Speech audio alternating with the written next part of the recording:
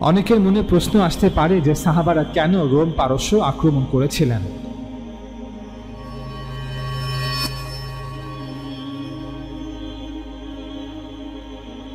এই পৃথিবী মূলত পরীক্ষার জন্য সৃষ্টি করা হয়েছে, আর এই পরীক্ষার চূড়ান্ত পরিণতি পুরস্কার ও শাস্তি।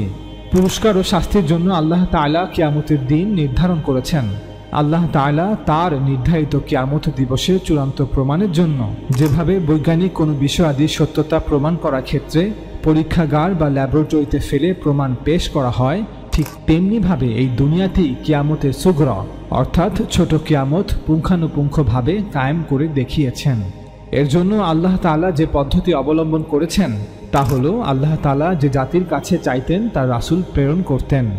রাসূলগণ তাদের জাতিদের কাছে ইতমাম আল হুজ্জাত অর্থাৎ সত্যের চূড়ান্ত প্রমাণ পেশ করতেন।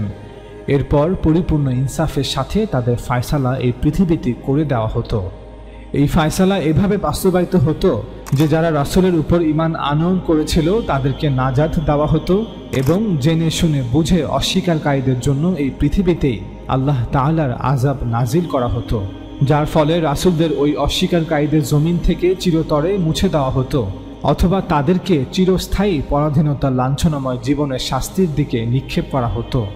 পবিত্র কোরআনে হযরত নূহ আলাইহিস সালামের জাতি, আদ ও সামুদ জাতি, হযরত লূত আলাইহিস সালামের জাতি ইত্যাদি এ ধরনের আরও বিভিন্ন জাতির যেসব ঘটনা বর্ণনা করা হয়েছে তা এই শাস্তিরই বিবরণ। কোরআন বলছে যে রাসূলগণের তরফ থেকে ইতমাম আল হুজ্জাত সত্যের চূড়ান্ত প্রমাণ পেশ না করা পর্যন্ত এই শাস্তি কখনোই কোনো জাতির উপর আসেনি। আল্লাহ তাআলা বলেন, আমি ততক্ষণ পর্যন্ত শাস্তি দেই না যতক্ষণ না একজন রাসূল পাঠাই। এখানে প্রশ্ন আসতে পারে যে এই ইতমাম আল হুজ্জাত সত্যের চূড়ান্ত প্রমাণ কিভাবে পেশ করা হয়ে থাকে।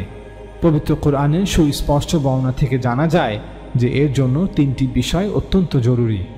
এক, আল্লাহর যে কোনো রাসূল পৃথিবীতে উপস্থিত থাকবেন এবং তিনি কোনো জাতিকে তার উপর ঈমান আনার জন্য আহ্বান জানাবেন। দুই, আহ্বানকৃত ওই জাতিকে এই পরিমাণ অবকাশ দেওয়া হবে যে তারা যদি চায় তাহলে রাসূলকে এসে স্বচক্ষে দেখতে এবং তার মুখ থেকে আল্লাহ তাআলার পয়গাম সরাসরি শুনতে পারবেন। তিন, রাসূল এবং তার সাথী সঙ্গীদের সাথে আল্লাহ তাআলার সম্পর্ক ও সাহায্যের বহিঃপ্রকাশ তাদের চোখের সামনেই এমনভাবে ঘটে যাবে যে এ ব্যাপারে দ্বিতীয় কোনো মতামত কায়েম করার সুযোগই থাকবে না। আল্লাহ তাআলা বলেন, যাতে এই রাসূলদের সতর্ক করার পর মানুষের জন্য আল্লাহর সামনে কোনো ওজর, কোনো কারণ, কোনো অজুহাত পেশ করার সুযোগ না থাকে। এরপরই জেনে শুনে বুঝে অস্বীকারীদের উপর শাস্তি এসে যায়। যদি রাসূল ও তার সঙ্গী সাথীদের শক্তি ও সামর্থ্য থাকে তাহলে জেনে শুনে বুঝে অস্বীকারীদের উপর এই শাস্তি প্রয়োগ করার জন্য রাসূলের অনুসারীদেরকে হুকুম দেওয়া হয়। আর তাদের শক্তি ও সামর্থ্য না থাকলে ফেরেশতাদের এই শাস্তি কায়েম করার জন্য আল্লাহর পক্ষ থেকে হুকুম দেওয়া হয়। নবী মুহাম্মদ সাল্লাল্লাহু আলাইহি ওয়াসাল্লামও আল্লাহ তাআলার রাসূল ছিলেন। আর পৃথিবীর বুকে শেষবারের মতো এই কিয়ামতের সুগরা ছোট কিয়ামত সংঘটিত করার জন্য আল্লাহ তাকে পাঠিয়েছিলেন। তাই রাসূল সাল্লাল্লাহু আলাইহি ওয়াসাল্লামের পক্ষ থেকে আরবের ভূমিতে ইতমাম আল হুজ্জাত সত্যের চূড়ান্ত প্রমাণ পেশ সম্পন্ন হওয়ার পর তার সাহাবীদেরকেও হুকুম দেওয়া হয়েছিল তারা যেন রাসূল সাল্লাল্লাহু আলাইহি ওয়াসাল্লামের অস্বীকারীদের উপর আল্লাহ তাআলার শাস্তির এ ফয়সালা প্রয়োগ করে। এ বিষয়ে পবিত্র কোরআনে আরবের মুশরিকদের সম্পর্কে বলা হয়েছে, এরপর যখন হারাম মাসগুলো অতিবাহিত হয়ে যাবে তখন তোমরা এসব মুশরিকদের যেখানে পাও সেখানে হত্যা করো, আর এ উদ্দেশ্যে তাদেরকে ধরো, তাদেরকে ঘেরাও করো এবং প্রত্যেক ওঠ পাতার জায়গায় তাদের জন্য ওঠ পেতে বসে থাকো। এরপর তারা যদি তাওবা করে, নামাজ পড়ে, যাকাত দান করে তাহলে তাদের পথ ছেড়ে দাও, নিশ্চয় আল্লাহ ক্ষমাশীল সদা দয়ালু।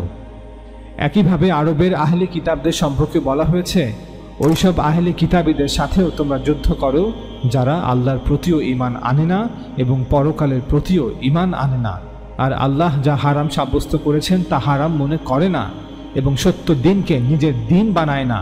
এদের সাথে যুদ্ধ করো যতক্ষণ না তারা নিজ হাতে কর দেয়, খিলাফতের অধীনস্থ হয়ে যায়। এসব আয়াতের সিয়াক ও সাবাক অর্থাৎ প্রসঙ্গ, প্রেক্ষাপট ও পূর্বাপর যোগসূত্রের আলোকে এ কথা স্পষ্ট যে এই হুকুম মূলত আরবের মুশরিক ও আহলে কিতাবদের জন্য নির্দিষ্ট ছিল। কিন্তু আমরা দেখতে পাই রাসূল সাল্লাল্লাহু আলাইহি ওয়াসাল্লামের সাহাবীদের মধ্যে যারা তার উত্তরাধিকারী হয়েছিলেন তারা আরব উপদ্বীপের বাইরের কিছু জাতির সাথে এই একই কাজ করেছেন, যা উক্ত আয়াতে আরবের আহলে কিতাবদের ব্যাপারে হুকুম দেওয়া হয়েছিল। এটি স্পষ্টতই একটি ইজতিহাদি ফয়সালা ছিল, যাকে ভুল অথবা সঠিক বলা যেতে পারে। তবে আমাদের মতে সাহাবায়ে কেরাম রাদিয়াল্লাহু তাআলা আনহুমদের এই ফয়সালা সম্পূর্ণরূপে সঠিক ছিল। এর প্রমাণ হচ্ছে এই যে রাসূলদের পক্ষ থেকে কোনো জাতির উপর ইতমাম আল হুজ্জাত সম্পন্ন হওয়ার জন্য যেসব শর্ত উপরে বর্ণিত হয়েছে সে সব শর্ত এই জাতিগুলোর ক্ষেত্রে সব দিক থেকে পূর্ণ হয়ে গিয়েছিল।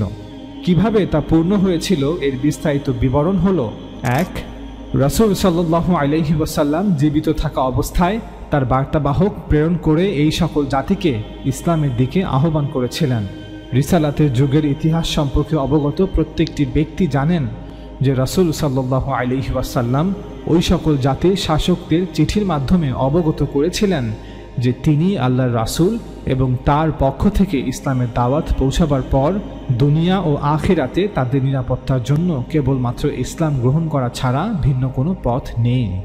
রাসূল সাল্লাল্লাহু আলাইহি ওয়াসাল্লাম এ সকল চিঠি আবিসিনিয়ার রাজা নাজ্জাশী, মিশরের রাজা মাকুয়াকাস, পারস্যের রাজা খুসরু পারভেজ, রোমের রাজা হিরাক্লিয়াস, বাহরাইনের রাজা মুনজির বিন শাবি, ইয়ামামার শাসক হাউজা বিন আলী, দামেস্কের রাজা হারিস বিন আবি শামার এবং ওমানের রাজা জায়ফারের কাছে লিখেছিলেন। এই সকল রাজা বাদশাদের কাছে লিখিত চিঠিগুলোর বক্তব্যের মধ্যে তেমন কোনো পার্থক্য নেই। আমি এখানে রোমের রাজা হিরাক্লিয়াসের প্রতি রাসূল সাল্লাল্লাহু আলাইহি ওয়াসাল্লাম কর্তৃক লিখিত চিঠিটি উল্লেখ করছি। এর মাধ্যমে পাঠক বুঝতে পারবেন যে এ সকল চিঠি কেমন বাকশৈলী, কতটা উচ্চতা ও মনোবল নিয়ে লেখা হয়েছিল। রাসূল সাল্লাল্লাহু আলাইহি ওয়াসাল্লাম লিখেছেন: পরম করুণাময় সদা দয়ালু আল্লাহর নামে, আল্লাহর বান্দা ও তার রাসূল মুহাম্মাদের পক্ষ থেকে রোম সম্রাট হিরাক্লিয়াসের প্রতি। যে হিদায়াতের অনুসরণ করে তার প্রতি শান্তি বর্ষিত হোক। অতঃপর আমি আপনাকে ইসলাম গ্রহণের জন্য আহ্বান করছি। আপনি ইসলাম গ্রহণ করে নিন, তাতে নিরাপদ থাকতে পারবেন। আল্লাহ আপনাকে দ্বিগুণ প্রতিদান দেবেন, আর যদি আপনি বিমুখ হয়ে যান তাহলে আপনার প্রজাদের পাপের দায়ও আপনার উপর বর্তাবে। হে আহলে কিতাব, এমন একটি কথার দিকে এসো যা আমাদের ও তোমাদের মধ্যে সমান, আর তা হচ্ছে এই যে আমরা আল্লাহ ছাড়া অন্য কারো উপাসনা করব না, তার সঙ্গে কাউকে শরীক করব না, আর আমাদের মধ্যে একজন অপরজনকে আল্লাহকে বাদ দিয়ে প্রভু বানাবো না। এরপর যদি তারা বিমুখ হয়ে যায় তাহলে তোমরা বলে দাও যে সাক্ষী থাকো আমরা মুসলমান। সহিহ বুখারী। 2. এ সমস্ত চিঠি রাসূল সাল্লাল্লাহু আলাইহি ওয়াসাল্লাম হুদায়বিয়া থেকে ফিরে এসে 7ম হিজরির মুহররম মাসে লিখেছিলেন। এই চিঠিগুলো লেখার পর রাসূল সাল্লাল্লাহু আলাইহি ওয়াসাল্লাম কম বেশি 4 বছর পর্যন্ত জীবিত ছিলেন। এমনকি এই সময় তিনি তাবুক সফর করেছিলেন, যা রোম সম্রাটের পক্ষ থেকে কোনো আক্রমণের আশঙ্কায় করা হয়েছিল। এই 4 বছর কোনো কম সময় নয়। ওই সকল জাতির লোক এবং তাদের নেতৃস্থানীয় ব্যক্তিবর্গ যদি ইচ্ছে করতেন তাহলে রাসূল সাল্লাল্লাহু আলাইহি ওয়াসাল্লামের সাথে সাক্ষাৎ করতে পারতেন এবং আল্লাহ তাআলার জমিনের উপর তার সর্বশেষ পয়গম্বরকে স্বচক্ষে দেখতে পারতেন। 3. রাসূল সাল্লাল্লাহু আলাইহি ওয়াসাল্লাম এবং তার সাহাবা রাদিয়াল্লাহু তাআলা আনহুমদের সাথে আল্লাহ তাআলার সম্পর্ক ও সাহায্যের বহিঃপ্রকাশ বদর, উহুদ, আহজাব ও খাইবারের যুদ্ধে আরবের মুশরিক ও আহলে কিতাবদের সামনে ঘটেছিল, যার ফলে তাদের জন্য শাস্তির ফয়সালা ঘোষণা করা হয়েছিল। রাসূল ও তার সাহাবীদের সাথে আল্লাহর এই সম্পর্ক ও সাহায্যের বহিঃপ্রকাশ ওই সব জাতির জন্য প্রকাশিত হয়ে গিয়েছিল যখন কোরআনের সুস্পষ্ট ভবিষ্যৎবাণী অনুযায়ী মক্কার কুরাইশরা তাদের সমস্ত শক্তি ও সামর্থ্য থাকা সত্ত্বেও মুসলমানদের কাছে পরাজিত হয়েছিল। কুরাইশ নেতাদেরকে শাস্তি দেওয়া হয়, মক্কা মুসলমানরা বিজয় করে নেয়। আল্লাহ তাআলার গৃহের তত্ত্বাবধান কুরাইশদের নিকট থেকে ছিনিয়ে নেওয়া হয়।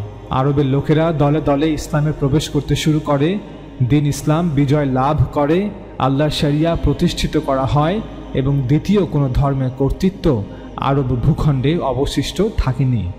শুধু তাই নয়, আরব ভূখণ্ডের বাইরের এসব জাতির বিরুদ্ধে যখন অভিযান শুরু করা হয় তখন তাদের রাজ্যগুলো বালুকা রাশির মতো বিক্ষিপ্ত হয়ে বাতাসে উড়ে যায়।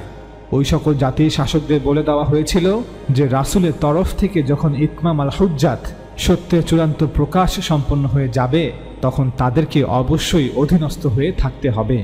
এ সমস্ত বিষয় ইতিহাসের প্রতিষ্ঠিত সত্য ঘটনা, যা ওই সকল জাতির লোকেদের চোখের সামনে ঘটেছিল।